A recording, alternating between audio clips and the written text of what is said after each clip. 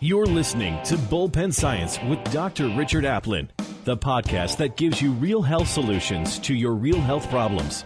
And now, your visionary host, Dr. Richard Aplin. Welcome, everyone, to Class 3 of a special series, How to Get in Front of Stress. Hello, this is Dr. Richard Aplin with Bullpen Science, and tonight's class we are talking about environmental stressors. You know, before we got into the meat of the class, we actually hit the highlights from Class 1 and Class 2, so you can go back and either listen to the class or just pick up the highlights from this one. But I hope you enjoy what we're talking about tonight. You know, one of the big things that I wanted to get across was the fact that medication is an environmental stressor. And when you look at the number of people in this country taking medication, you know, statistics show that up around 70% of the population are taking at least one prescription drug. Now, what that tells me is that we live in a country of sick individuals. And as a result of so many people being sick, the science that we are currently using wants to just redefine what normal is. Well, understand, normal is normal. It always was and always will be. Changing the definition doesn't change the fact that we have a population of sick people. And in tonight's class, we're going to be talking about some corrective measures that you can put into place to help yourself with all sorts of different environmental stressors. So sit back and enjoy, and I look forward to seeing you in Class 4. This is Class 3. Now, what have we done so far? We talked about this, stress. Stress is a real result. It's a result. Now, make sure you understand that. Stress is not what's out there. Stress is what you create after you've dealt with out there. So if you have really good processing, then you don't have any stress. All right? They talk about, and you can read about stress, they talk about eustress and distress. Eustress is good, distress is bad. Well, I'm going to tell you, if you have really poor processing skills, there is no eustress. It's all bad.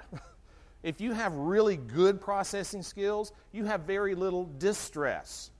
It can all be good. And so it's not the stress, it's us. We're the issue. And so we have to learn how to process better. Now it says here, stress can be controlled through better recovery. Everyone wants to think that I need to reduce my stress, I need a vacation. I need to get a different job, I need to get a different relationship, and that's going to change my stress. No, it's not. Because no matter where you go, what is the saying? There you are. All right, because you're it. You're the issue. You need to learn how to change the way you process. And it says here there's three different kinds of processes. Physical stress are three different kinds of stressors. Physical stressors, environmental stressors, and emotional stressors. Now there's probably a lot more, but we're trying to keep it together, and we've talked about the physical stress, and tonight we're going to be talking about environmental stress. Now, it used to be called, believe it or not, in the original, it was called chemical stress, because talking with doctors, they understand chemistry. Well, we're not going to be doing that. So we're going to be talking about environmental stress. So what I want to know is what you think when you hear environmental stressor. What would you think? Just name some stuff. Traffic. Okay. Traffic from the standpoint of it aggravates you or agitates you. Okay, so if I had really good, well, let's put it this way. If everything got on my last nerve, would traffic be a stressor? All right, well, what if I was calm and bliss? Then traffic wouldn't be a stressor. So is it really traffic? No, it's me. I'm the problem, or I'm the cure. Either way. Okay, so what about some other environmental stressors? Do what? Smoke. All right, smoke is an environmental stress, but what about, here's something that's interesting, and I mentioned this in the first class about that group of people in that island in Greece that they're studying, all of these centurions. It's this whole group of people that are over the age of 100, and 20% of the group are over the age of 110. And almost all of these people, they, of course, I'm sure they're retired, but they spend the day just taking it easy. They don't exercise, they go down to the local pub, they have some wine, they have some food, they smoke cigars, and they just have a good time. And so in the United States, in our infinite wisdom, we go, well, it must be something in their genes. So we're going to go and we're going to do DNA testing on all these people, and we're going to find out what it is in their genes. We're going to replicate it, put it in a pill, and give it to you. Because that's really what it is. Health is a commodity. We can sell it to you. Health is not a commodity. All right? It is the real result of a process. If you have really good processing, then you're going to have better expression, which we call that health. If you have poor processing, then you're going to have that expression, which is ill health. Okay? So this workshop is going to talk about environmental stressors. What about some of the other? What about your bed? That's an environmental stress. What about the smog? You know, my wife, and I'm going to tell on her here, she went down and stayed with my son when he had his wisdom teeth out. By the way, that is hilarious. Everybody should videotape their children when they have their wisdom teeth taken out. I watched one this past week that was just to die for. All right? You can't really show it, but it's fun to do. So anyway, she was down there, and one of the things that she noticed when she came back was that when she came over down into Gunnersville from Albertville, her sinuses started filling back up. So there is something in this valley, all right, that is a major stressor. That's an environmental stressor, all right? And what if you live downwind, like when I lived in Mobile? Matter of fact, when I took my wife to my new bride down to Mobile to impress her with Mobile, because I wanted to live in Mobile, we stopped at the Eastern Shore at sunset. It was quite romantic. We opened the door, and the smog, the paper mill was blowing across the bay. And so she gets out. I'm not living here. Gets back in and shuts the door. All right. So that's an environmental stressor. All right. What about some of the other things? And we're going to talk about that in detail. What about your cell phone? Whoo, that is a major environmental stressor. And I got some really interesting things about cell phones that I'll share with you when we get there. So there's a lot of things in environmental stress. What about your food? That's an environmental stressor. All right. What about medication? That's an environmental stressor. So when we talk about food, here's what we have to talk about. The majority of produce produced today, all right, is totally deficient in nutritional value. And so I had remembered this, but I went and I looked it back up just so I could share it with you tonight. If you take a cup of spinach and you measure the amount of iron in today's cup of spinach, and if you were to go back in time to 1945 and take a cup of spinach there and compare the iron contents to equal that cup in 1945, how many cups of today's spinach would you have to eat? 45.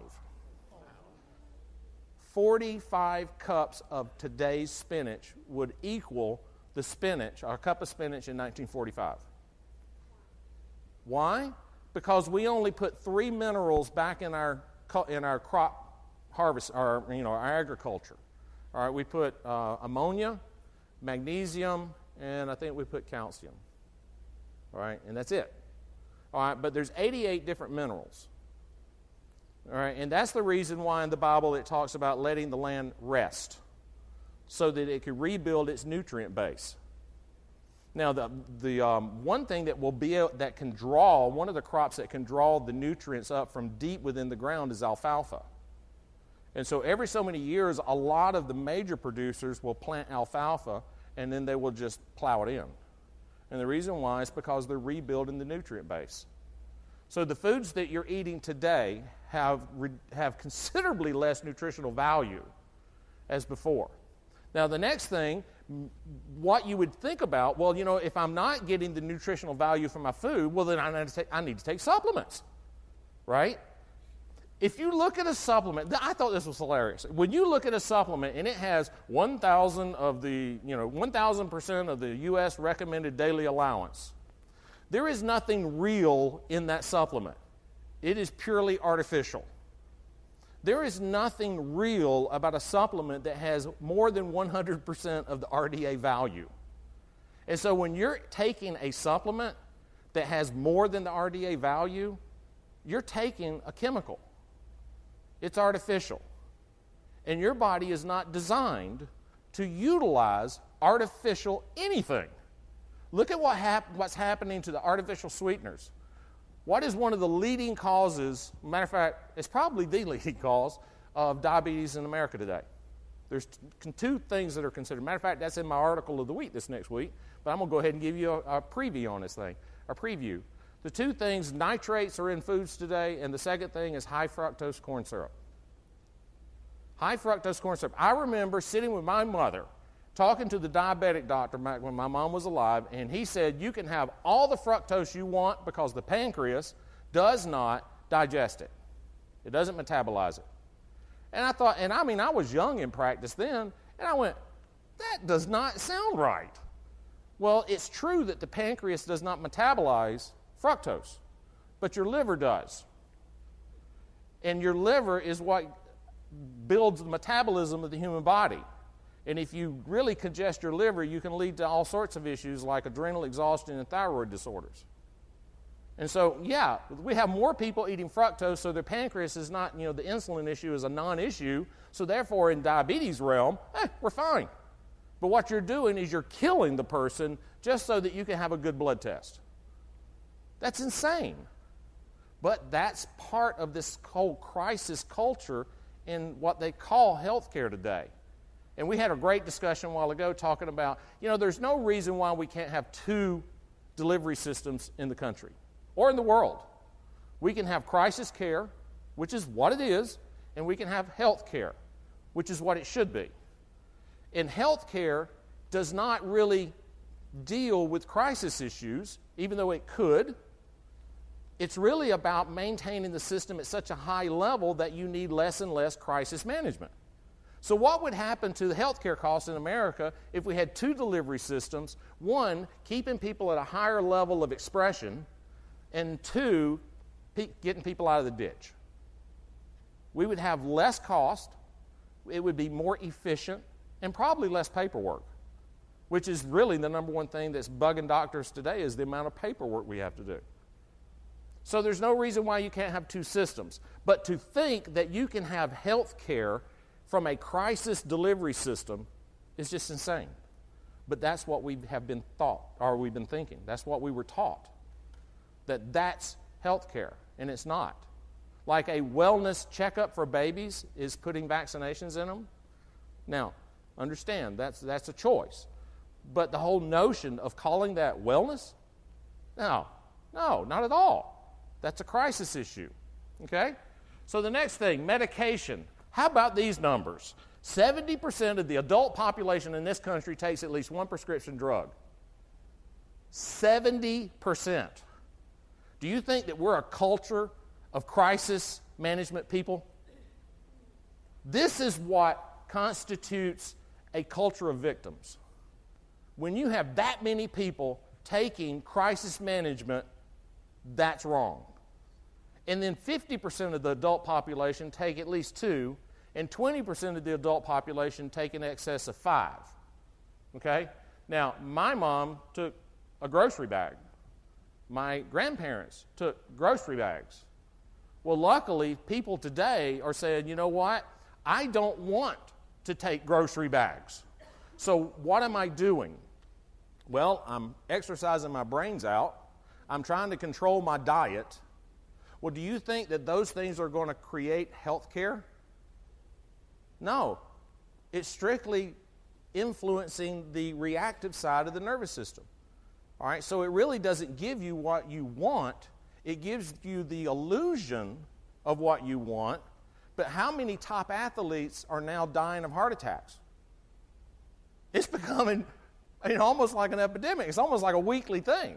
Olympic athletes, professional athletes, high school athletes, they're dropping like flies. Why?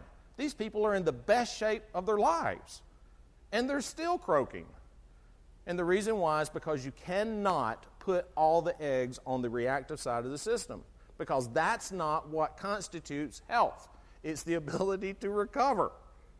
And so we're teaching the culture more crisis management under the disguise of healthcare. And that's just not what it is. And so that's one of the reasons why I wanted to do these classes. How about this? Often when people talk about health conditions, they're talking about chronic conditions such as heart disease and diabetes. Those aren't health conditions. All right. Those are the results of crisis management. So Dr. Sawyer stated at Mayo Clinic, he said, however, the second most common prescription given was for antidepressants. Wow. The second most common drug was an antidepressant. Now, depression is the result of a process. Just like heart disease is the result of a process, just like everything else is the result of a process. And so if you do not address the process, you're going to have mass expansion of this disease issue. And it's turning out to be depression. I mean, we have 1-year-old children, 2-year-old children taking antidepressants.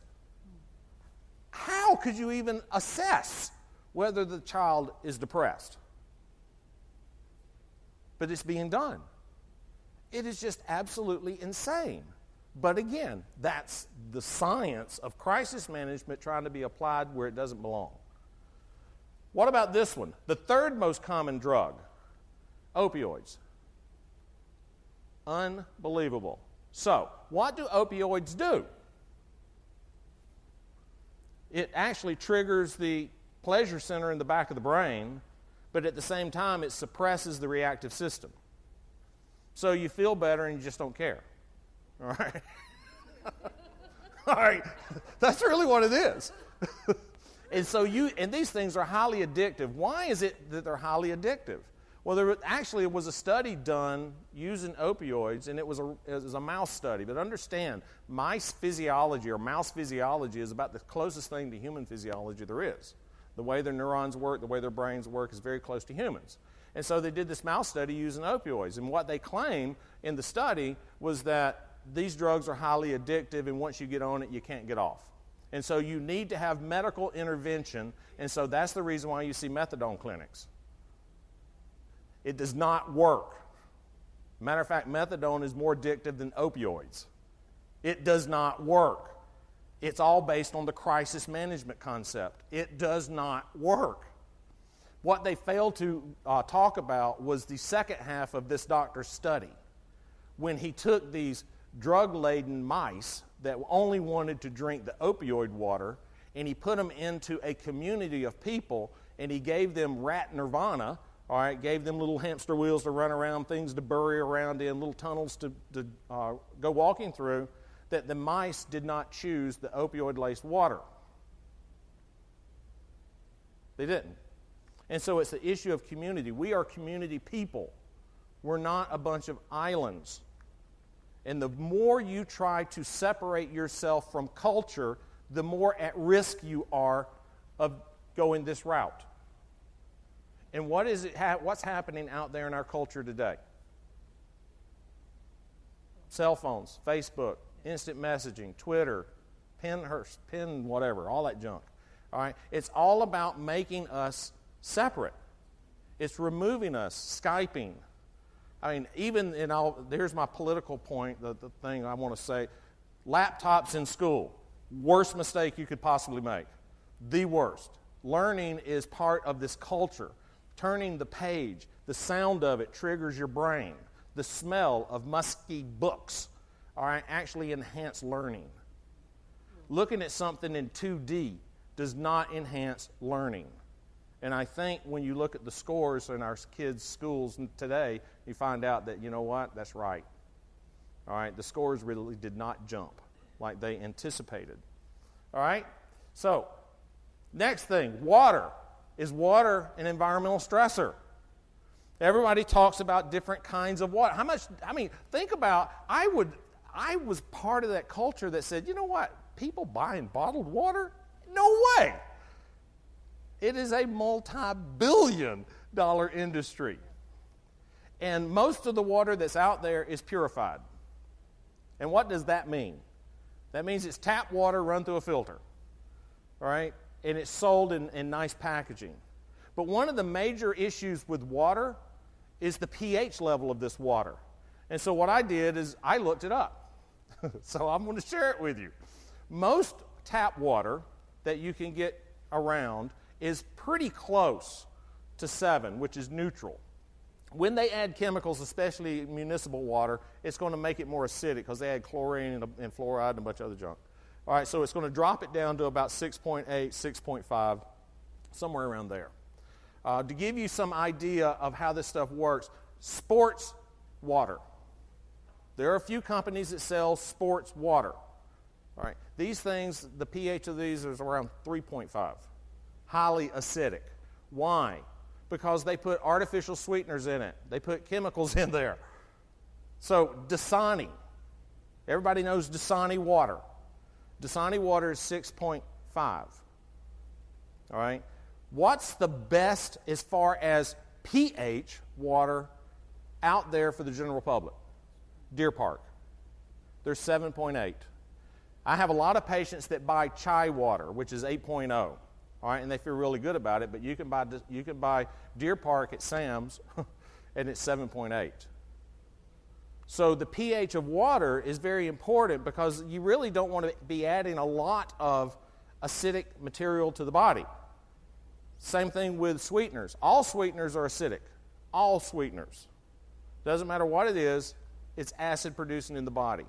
Now, one of the interesting things that I found about water is that water has something called bicarbonates.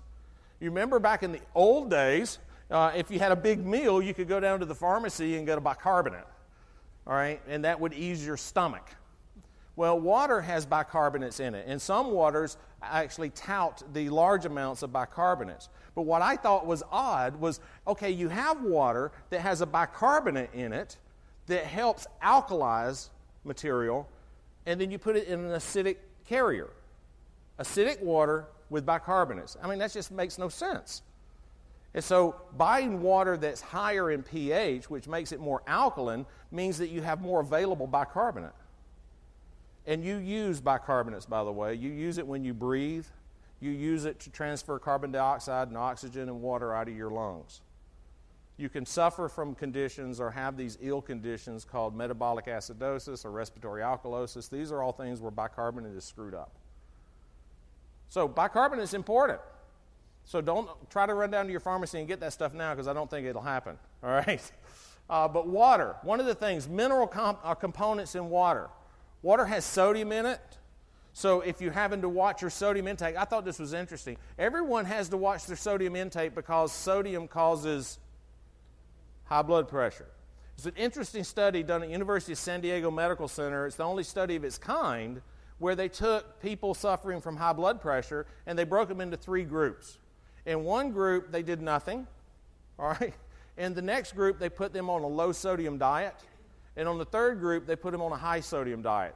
And the sodium that they used was in seabed, or what is that? Sea salt. All right, sea salt, evaporated sea salt. And then they wanted to check their blood pressure. All right, so what do you think happened to the group that did nothing? Did it really change? No. What do you think happened to the group where they did the low sodium? Did it change? No. What happened, or actually, I'll take that back. It did change, the low sodium, but I'm not going to tell you which way. What about the group that had the high sea salt, high sodium? Do what? It went lower. The low sodium went up. So is salt really the issue? No. The sodium that causes the problems are the sodiums that you find in phosphate bonds. These are salts that sodiums that we use to preserve our food. So you have sodium phosphate. Sodium phosphate is a very easily broken material, and you can break it down to phosphates and sodium ions. And that's what creates the problem. It's not really in sea salt. Matter of fact, there is less sodium in sea salt than there is in table salt. Why? Because table salt actually is stripped down of all the minerals, and all you have left is sodium chloride.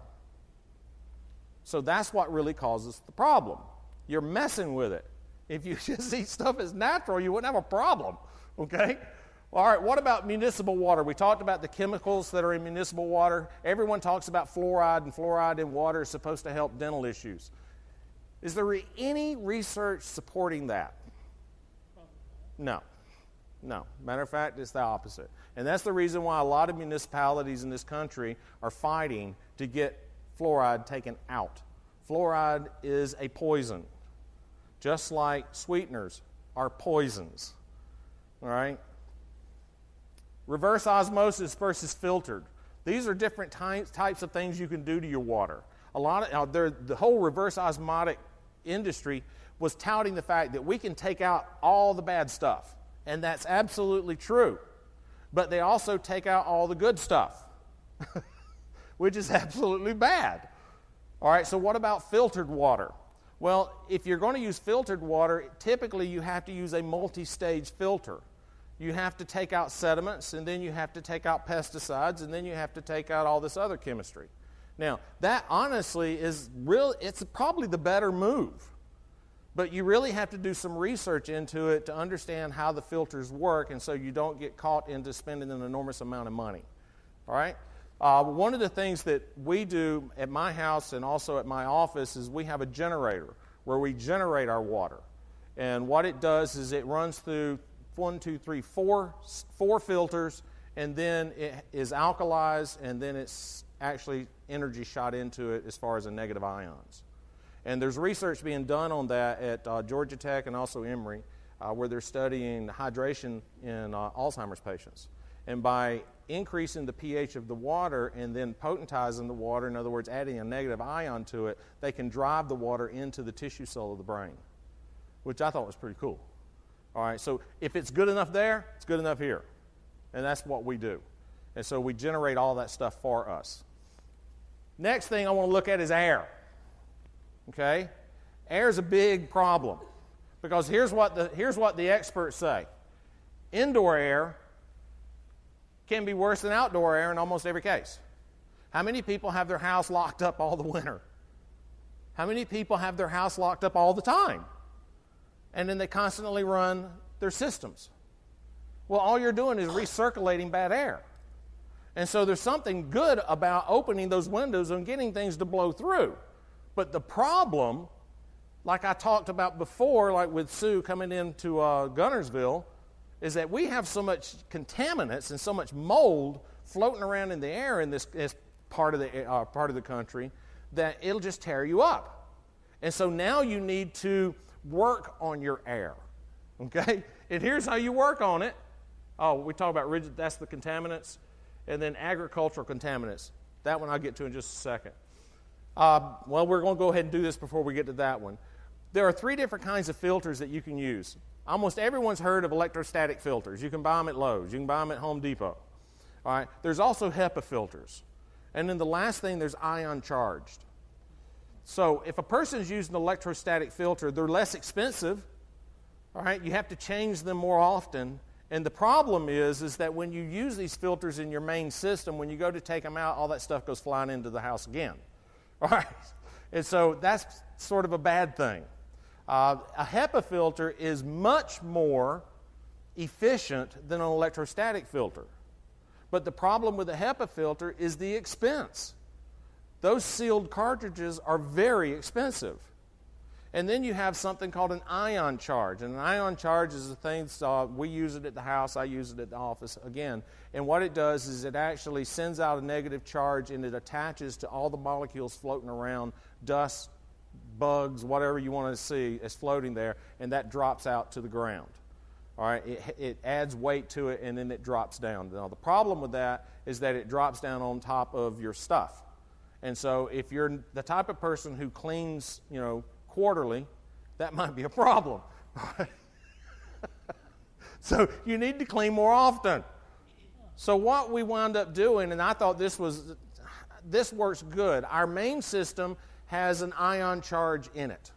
All right, so it's a device that you can add to any central air conditioning system, and it adds an ion charge as the air comes through. Then we have an electrostatic filter in the house, and then we also have an ion charge generator. And so we're trying to neutralize everything. And the reason why is honestly is because all the stuff that we have floating around in this part of the country. I mean, you talk about our agricultural contaminants. How many people have major headaches, sinus problems when they can tell when the cotton is being defoliated? I can't tell you the number of patients. I mean, the number of patients that call to come in as an emergency, it goes through the roof during that time of the year. I mean, we can tell when they're spraying in Athens. All right, and it's just very systematic. We will see patients from Athens, then we will see patients from Madison, then we'll see patients from Huntsville, and then we'll see patients from Gurley and on over to Scottsboro. You can predict when this is going on. And so these are massive contaminants. But again, the real problem is what? Us. Because why wouldn't the contaminants affect everyone the same way? And the reason is, if your system processes better, you have less negative outcomes. Okay? Does that make sense? Yep. Good. All right, electromagnetic radiation. This is the hot topic in today's science. Electromagnetic radiation. And it comes in these forms: microwaves, computers, Wi-Fi, and Bluetooth. How many people have a Bluetooth? How many people have seen the folks with the collar, the Bluetooth collar? Oh, I see them all the time. I call them horse collars. I go, take that horse collar off. But those things are really, really bad for you. When they started coming out with the first introduction of a smartphone, a group of doctors, one of the doctors from Pennsylvania had a Gauss meter. And a Gauss meter you could buy at Radio Shack. And it was about $75. And what you can do with a Gauss meter is you can measure electromagnetic radiation. And here's what we didn't know.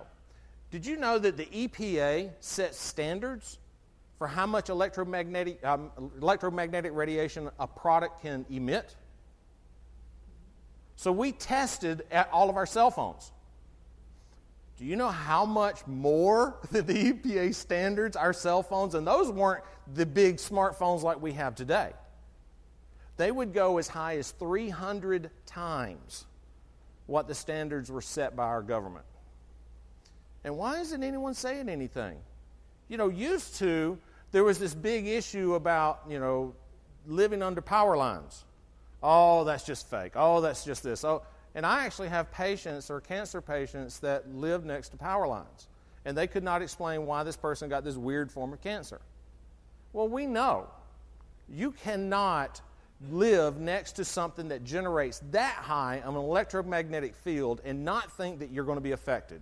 I mean, if you think about it, if you're in a room and you can feel someone looking at you from across the room, you don't think that a power line that emits millions of times what that electromagnetic field is going to have any effect on you? It absolutely does. And so electromagnetic radiation is a massive problem. Like, for instance, how many people have home computers? Everybody. How many people have laptops? Almost everyone. Did you know that transformer, that you have that little rectangular thing that you plug the wire in from your computer, it goes into this little transformer, and then that plugs into the wall? That little transformer is emitting an electromagnetic field that almost will knock your socks off. And for you to sit there with that thing right next to you, like, for instance, in most people with today's computers, you have it sitting down at the floor right next to the computer around your feet. That is a massive problem. Well, what about people that use the electrical outlet, the bars? Those emit a massive amount of electromagnetic radiation. And we haven't even got to microwaves, but these things are really going to be the major killer in the next couple of decades, because we are going gangbusters in selling this stuff, but we're not warning people how to protect themselves from this stuff. And that's the same problem that we're running into today with all this artificial sweetener. You remember when artificial sweeteners came out? Yeah. Everyone was jumping on it. All right, Sweet and Low. That was the biggie. All right, and then we got into the yellow one and the blue one, the Equal, and then now we got into all the alcohol sugars. And so we have all of these massive, sweeteners. And now we're showing that sweeteners cause obesity, artificial sweeteners. This idea that you have no calories or 0 calories, that's what causes the obesity issue. Why? Because it screws up your metabolism, and it causes you to create or generate too much fat. And that's from an artificial sweetener that gives you 0 calories. Well, now we're starting to see the consequence of that action. But wait, now we have an entire culture of people buying all of this electronic gadgets, and when you're putting it in your house, and then 2 or 3 or probably 2 decades from now, 20 years is when you're going to start seeing this stuff, which fits the cycle of how this stuff expresses itself once it's introduced to a culture. Once you hit critical mass, then you start seeing the breakdown. Well, we're getting to critical mass because we have Google, Facebook, all of these companies that say they want everyone on the face of this earth to have internet access. And so what they're proposing is to put satellites up in space that will create a blanket of Wi-Fi. So that if you're sitting in a hut in the middle of Africa, you can have Wi-Fi. Super. Kill them all. That's what I say. Kill them all. Microwaves. We know that microwaves are not good for us. We know. It's hard to get away from them, but I highly recommend that you do. And I appreciate my wife, saying, no, we're not going to do that, because I grew up with a microwave. But what did it turn into? A big heater and a popcorn maker. Do you know, a few years ago, you could not buy popcorn. You had to buy it in that bag, that microwave stuff.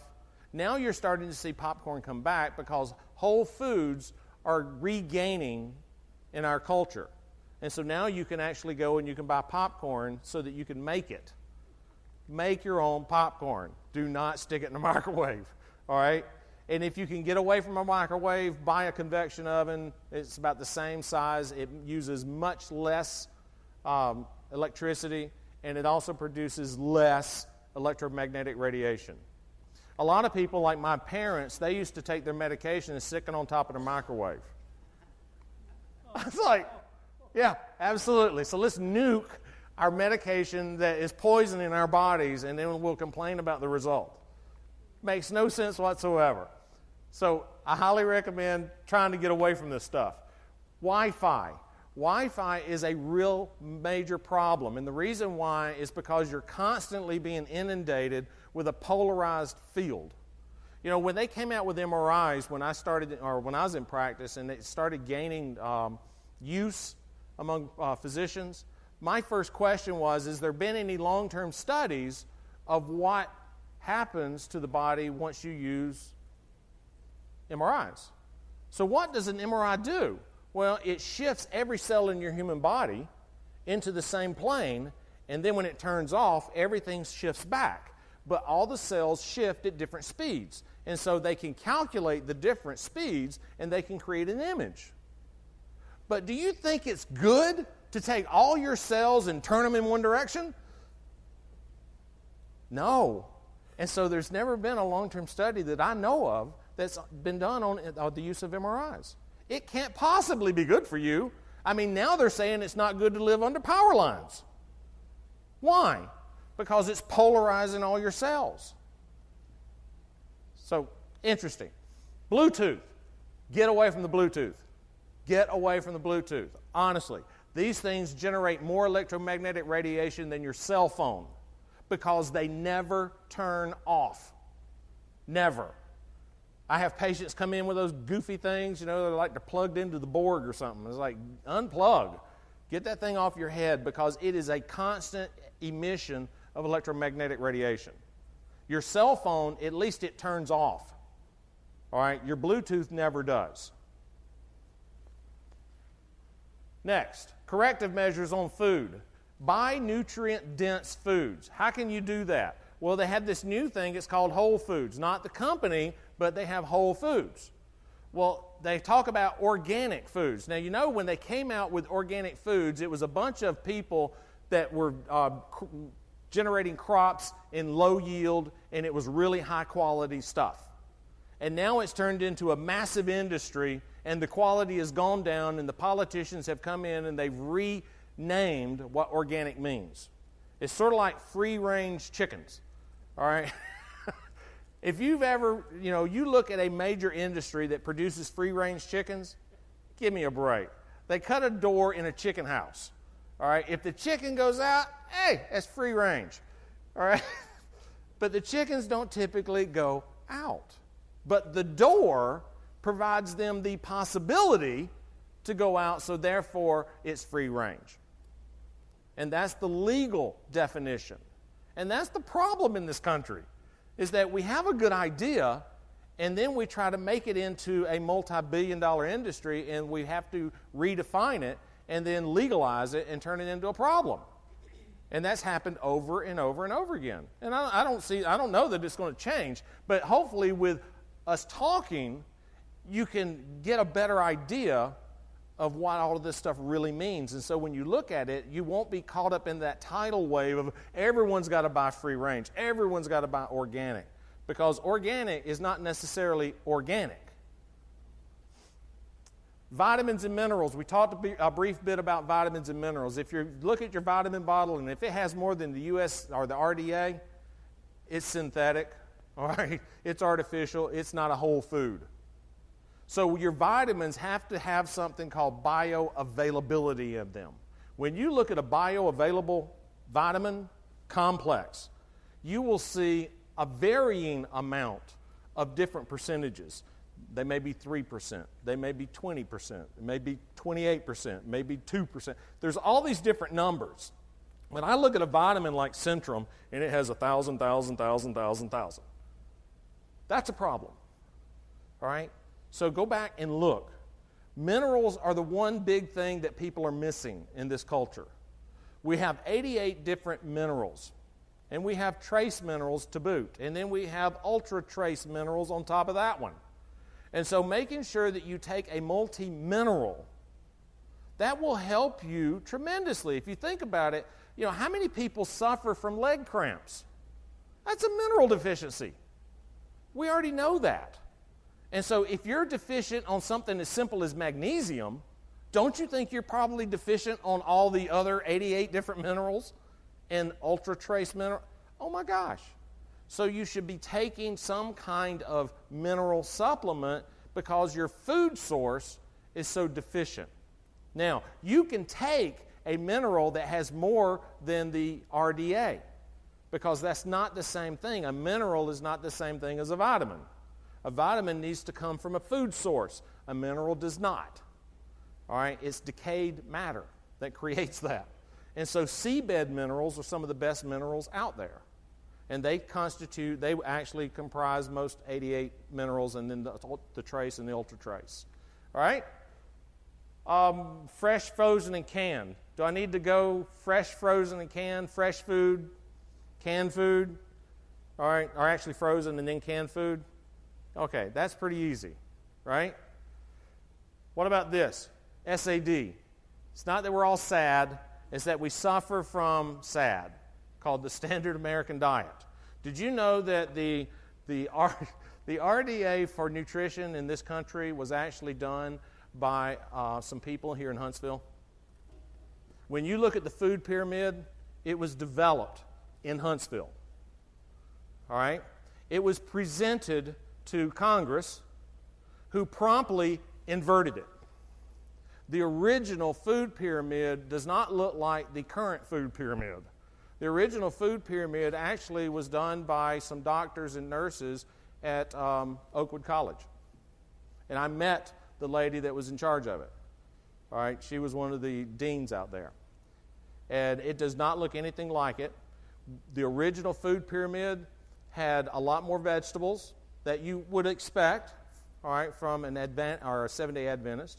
All right, it had meat. All right, it did not have as much eggs, and it had more fish, and then all the sugars and all that other stuff gone. All right, milk gone, because there's so much sugar in milk. Okay, and so when they turned it over to Congress, Congress says, "Whoa, we can't have this. I mean, the poultry people are going to have a hissy fit," and so they changed it. All right. So I just thought that was interesting to bring you up to speed on, you know what? All that stuff coming out of Congress might not necessarily be right. Go figure, right? Probiotics and prebiotics. I'm sure everyone knows probiotics. I mean, my goodness, you can turn on television and look at your yogurt commercial. It's got probiotics. It makes me go to the bathroom. Do you know why it makes you go to the bathroom? Because the probiotic that they put in there actually dies when it gets into your body, and it releases a toxin that causes diarrhea. And so, yeah, it will increase the frequency of your bowel movements, but is that necessarily healthy? No. So you need to have the right kind of probiotic, and you also need to provide your probiotics with food. And the food for a probiotic is called a prebiotic. Your probiotics need to be live cultures. All right, it's best if you can get them from a food source. If not, you can buy live culture probiotics. There are certain probiotics that work better for people. Like, for instance, women who suffer from issues with yeast need to be taking Acidophilus reuteri. That is a probiotic that will kill yeast. It will kill Candida. It eats it. And so that's one of the probiotics that most women and children need. Go to the health food store and try to find Acidophilus reuteri. It's almost impossible. I have found one product out there, and it was ridiculously expensive. And this is just stuff that the wave hasn't changed yet. We're still caught up in that tidal wave of pushing probiotics into that multi-billion-dollar industry. Everyone's buying it. But it doesn't necessarily mean it's the right thing to do. All right, so you really have to research what is good and what's not so good.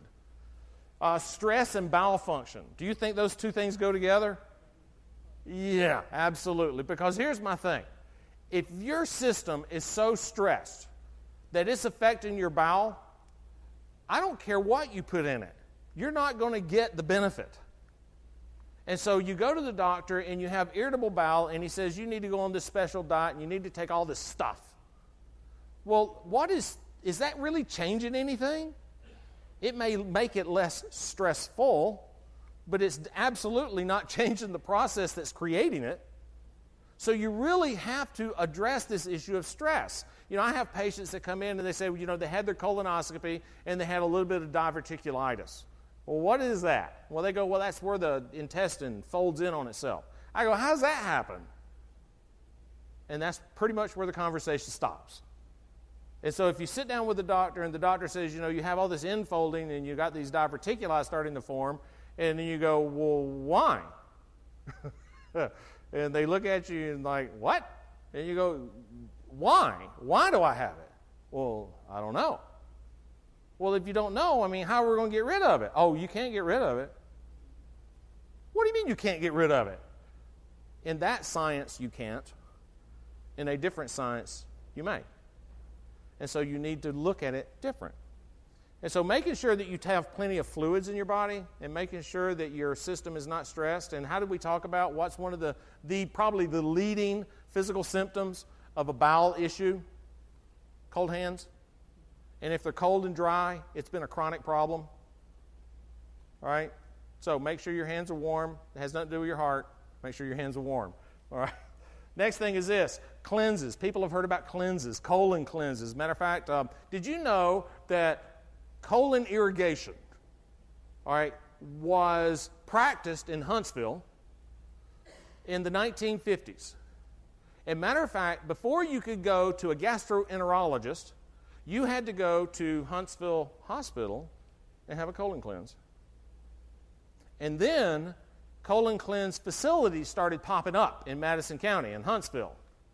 And to control it, they nixed it out of the Huntsville Hospital. And so now they don't do it. And so if you go to a gastroenterologist, you don't have to have a colon cleanse before you go. All right, and then if they need to do if they need to do a colonoscopy, they give you that goo to drink. All right, that cleans you out big time. All right, but I thought that was interesting that was practiced in this city until it got where they could not manage it, and so they just shut it down and made it illegal. And it was illegal to practice colon irrigation or hydrotherapy in Huntsville until just not so many years ago. And so a lot of the facilities were just outside the city limits of Huntsville, all around. There's one in Hampton Cove, there's one in Gurley, All right, they were outside the city limits, and now they actually have come back and they've changed the law, and now you have them here back in the city. All right, what about liver? And this is my big thing, and I did this with my mom, and I recommend it to a ton of patients. If you're taking medication, don't you think that that's going to cause a problem over the long haul? I mean, you're expecting your liver to detoxify all of these side effects of the medication. I mean, how many, if you saw you've seen ads for medications, all right, you have the one thing that is supposed to be good for you, and then it has 100 other different things that are bad for you. And in that 100 things that are bad for you is one of the good things. I'm taking this medication for my blood pressure, and one of the side effects is high blood pressure. That makes no sense at all. But all of those side effects, those are all not less than ideal responses given the medication, and since it's a synthetic medication, you got to neutralize all that stuff. And where does that happen? In your liver and your kidneys. So do you think long-term medication use could congest or decrease the functional capacity of the liver and the kidney? Absolutely. And so doing something simple as a liver cleanse, all right, will help you. Now, these things do not have to be the old school dramatic deals. All right, there is something very simple out there that God created that you could use, and it's called milk thistle. And I know you guys know what it looks like because it's that weed that grows up really tall that when you were kids and you could crack it, it'd have this white milk come out of it. That's milk thistle. I'm not recommending going and breaking it off and trying to suck on it like sugar cane or something because it's poisonous. But when it gets converted into a usable herb, it works very good at cleansing the liver. All right, the next thing is dandelion root. Dandelion root is a marvelous cleanser for the kidney. And so you actually, matter of fact, we used to be able to get it. Publix was the last place I found it, where you could actually get dandelion root and milk thistle in a tea.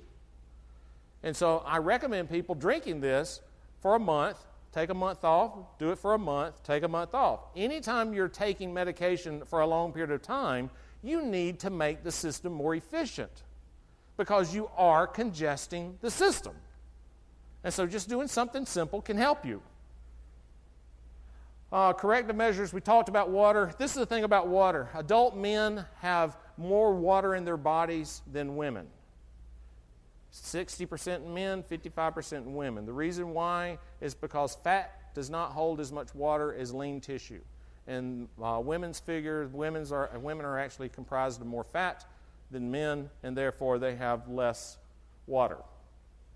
You should be drinking half your body weight converted over to ounces, not truly, but just the numbers, like a 200-pound gentleman at 100 ounces a day. That's minimum. Now, there's a lot of people out there, and I've actually read books where they talk about, people are drinking too much water. Well, that's just nonsense, all right? That's just nonsense. So you have to have fluid intake because that's what runs everything. You have to have it. And so drinking good quality water and making sure you get the right amount is something that's just is essential. Next thing, spring water from artesian sources. I talked about the fact that the number one brand out there that you can buy, all right, at 7.8 is Deer Park. The only water on the open market that you can buy that is higher pH than Deer Park is Evian. Evian is 7.9. But the price difference, I'd go with the Deer Park. Higher pH water, like for instance, you can have generators. My generator will produce 11.5, all right, pH. But the problem with you have to be cautious with are certain people that are drinking high pH water, 10 or above, is that if you're taking medication, it can actually make the medication stronger. And so what a lot of doctors do is they say, don't drink water, especially all that pH stuff. All right, go get that acidic stuff, and so it doesn't mess with the drugs. No. Why don't you take good quality water and reduce the amount of medication that you're giving so that it has less toxic effects on the body? But that's thinking outside the box, apparently. All right. Next thing, corrective measures air. We talked about electrostatic, HEPA, and ion charge. Developing strategies. This is really the key to all of this. And I put it on this slide because we're right toward the end of it. Developing strategies to reduce environmental exposure is highly beneficial. But the real key is enhancing the natural adaptive capacity of the body. And how do you do that? Do you work on the reactive side of the system? No. You work on the recovery side of the system because that's what determines your capacity. The more capacity you have, the more you can handle. And that's really what everybody wants. They just want to be able to handle stuff. They get frustrated because they can't. Everything's getting on my last nerve, Doc. Well, for good reason. You have no capacity. So let's work on it. Well, give me a pill. That's a cultural joke. All right? Electromagnetic radiation. We talked about microwaves. Wired. You remember having, before you had Wi-Fi, you had your computers wired? That's the best way, without a doubt. It is the best way. Cell phones produce way too much electromagnetic radiation. And then Bluetooth. Has anybody heard of a Bluetooth? I talked about it in the first class. You remember the shots of NASA when they were doing the Apollo mission and you saw the guys down there at the control panel and they had this little clear tube with that little gold tip on it? That was in the 1960s. That was a Bluetooth. All right? That's what they used in the 1960s. Why? Because they did not want any additional electromagnetic radiation possibly screwing up those tubed computers that they were running. So they had to shut it down, and the way they did that was using Bluetooths. You can buy Bluetooths today that you can plug into your phone, your cell phone, and you can wear it. All right? It's made of some type of plastic material, and it works, and they're very cheap. It's like $18 for 3. All right, electrical wiring devices. This is the last thing. How many people have dimmers in their house? Oh, yeah. Everybody got dimmers in their house. Do you know those dimmers emit a massive amount of electromagnetic radiation? Yeah, everybody wants dimmers. What about low-volt halogen lights? Massive amounts of electromagnetic radiation. What about the new light bulbs that have the fluorescent tube in it? Massive amount of electromagnetic radiation. Cheaper, except the fact that it has more mercury in it. All right, so it's a toxic, it's an environmental toxin. All right, and it produces an electromagnetic field that'll kill you, but it's cheaper. LED does not. All right, LED, and that's really where we got to go. All right. Last thing. Oh, I got it done, and I have 2 minutes and 5 seconds. Anybody got a question?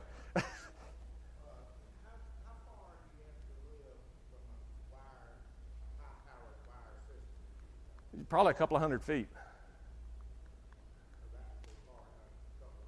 Yeah. If you think about a football field, you're almost a football field. I mean, that's 300 feet. Okay, and it depends on the intensity. Like the power lines, you remember the power lines that got blown away in the tornado? The ones that ran from Athens? All right, those produce a huge amount of electromagnetic radiation. And I would put probably a couple of football fields away. And you have these things running right through neighborhoods. They just don't have a row of houses right there. They got a row of houses on both sides. But I'm like, you know what? And the only way to really know is to get a Gauss meter. A Gauss meter to measure electromagnetic radiation. You can get them off of Amazon. And you can walk around your house and check it. I mean, it's amazing. Okay? Any other questions? Got 1 minute. I am going to finish on time. I promised. Okay. Stevia. Is Stevia. Artificial or? All right, here's what they did with stevia. Stevia is an herb. All right, it's not artificial. But when you take a plant, because this is what they advertise. Oh, it's a plant. It's a plant. All right, you take a plant and you add more to it, it turns it into a drug. And so that's the reason why some people have such horrible reactions to stevia, because they're taking it as a drug. So if you use stevia, do you need to clean out your liver and kidneys? Absolutely, even though it's totally natural. But sugar's processed too, though. Do what? Sugar is also processed. Oh, absolutely. If you want to buy sugar, the best sugar to buy is turbinado sugar. You can get it from cane sugar or beet sugar. All right, turbinado. People don't like turbinado sugar because it does not dissolve as well. Okay, but otherwise, don't use anything. And if you really want to go hardcore, 5 seconds, licorice root. You can take a piece of licorice root and put it in your tea, and it'll sweeten it sweeter than any sugar will. All right, and you can buy licorice root as a bark.